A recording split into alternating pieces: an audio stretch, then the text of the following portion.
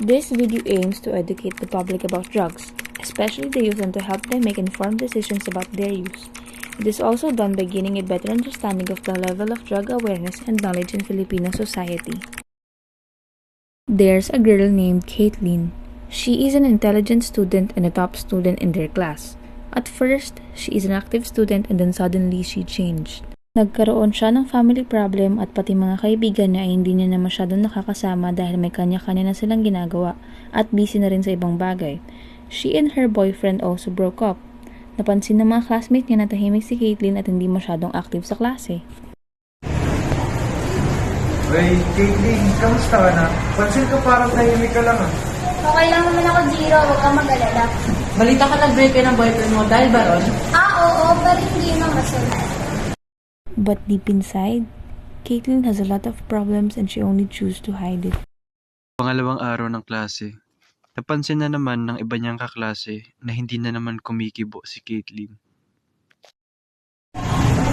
Hey, Kate, yun na kasi maganda nakikita namin sa'yo. Gusto mo tayo gumamit ng droga para makalimutan ng mga problema. Ayoko, Fred. Nasa ngayon. Tinanggihan ito ni Caitlin nung una at pinalipas lamang ito. Pagdating ng gabi, hindi na makatulog si Caitlin at naalala ang alok sa kanya ng kanyang kaklase at naisipan niyang subukan na rin ito. Fred, tulungan mo naman ako. Hindi ko na talaga kaya eh. Tanggapin mo na kasi inaalok ko sa'yo. Ito, may good item ako dito. Sige na nga. Akin na.